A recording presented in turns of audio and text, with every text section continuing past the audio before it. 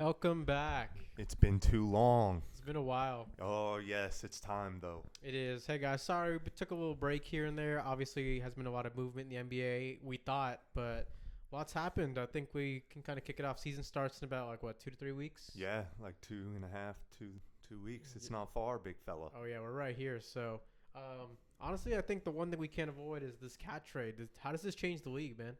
I think it does move the East around a little more than it does the West. I think with the Knicks, are they better? Can they beat the Bucks? Like, are they better? I Are think they? they're better. I think they're the Bucks look like a mess. You got Doc Rivers and Darvin Ham up there. That's, I don't I don't know. know how it works.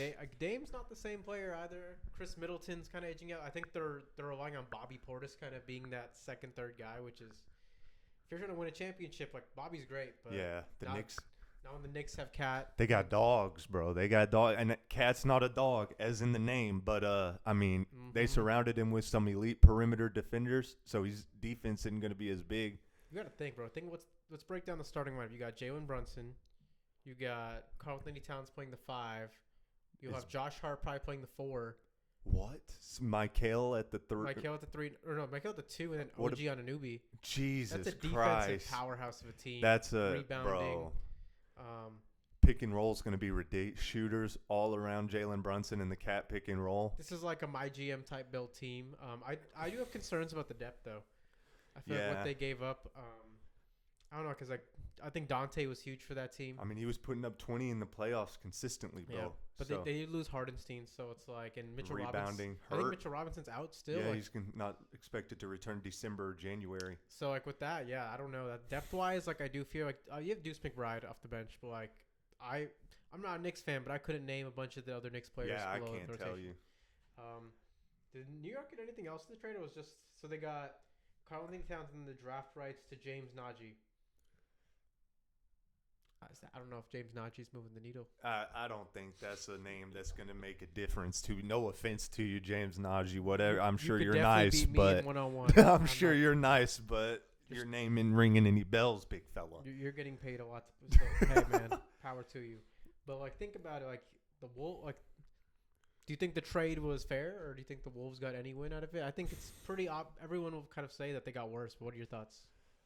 It's tough because Julius Randle's play style doesn't really complement the Wolves. I feel like DiVincenzo did more for them than acquiring Randle. Yeah, To be I honest, think their backcourt's pretty good. Like now they're pretty deep there too, and like you got Yeah. Rob Dillingham's about to start up as well. for sure. But I definitely think you lost a huge piece in Cat because it's like Gobert and Cat work together because of the type of player Cat is, and Julius Randle's just Yeah, not that same type of player. and you can't rely on Rudy for offense, Yeah. bro. I mean, you get like, You can't I'm rely on sorry. Julius in the playoffs. and either. that's It's true, like- to be healthy. I mean, he's been hurt so much. I mean, I don't know, man. DiVincenzo's a good 3-and-D player. He's going to benefit the team. Oh yeah, and you can even look at like the last series against Dallas. Like Cat, he definitely came a little short, but like in the series four against Denver, like he was pretty essential in them taking down Denver. And like I think that was like the Jokic stopper that they kind of just broke up. So it's gonna be interesting to see. Yeah, I don't know. I think as a Mavericks fan, I'm a little excited because I think our route got a little easier. 100%. I don't fear the Timberwolves as much as I did. Obviously, this may backfire because DiVincenzo might just take a leap this year in that backcourt. You never Anthony know. Edwards He's takes the gotten lead. better. They still have a great defensive team.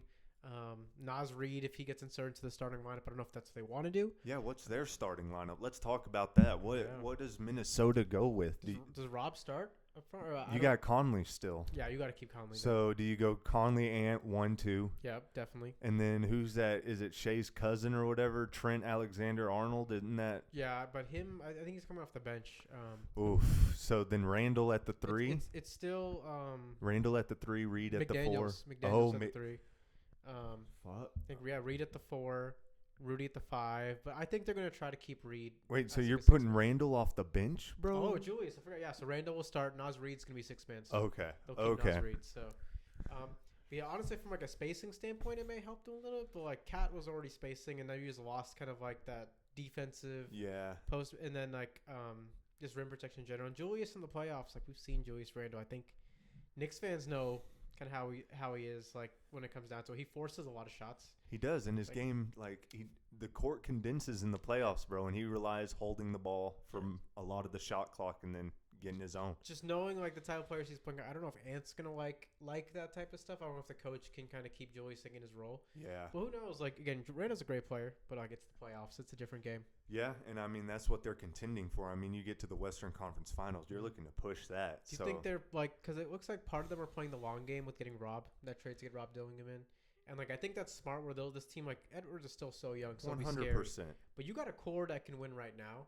I just don't understand the move of breaking that up when it's like I would just try to win now, because like you never know.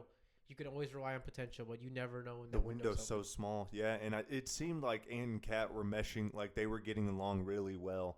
And I mean, I thought they could have worked on that. I don't see why you get rid of Cat out of anybody on that team. I don't. And the Timberwolves are going to make the playoffs. I think they're going to be a top 5 team still, which is.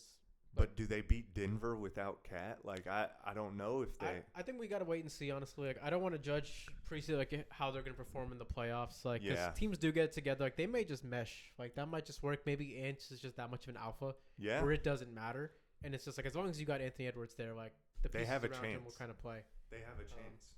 So yeah, I think honestly, like while they may have gone, like I don't think it's that big of a knock on the Timberwolves, but like I do think they got progressive players, but I think it's a massive gain for the Knicks. 100%. I think New York is if I'm a top team in the East, I don't want to play New York.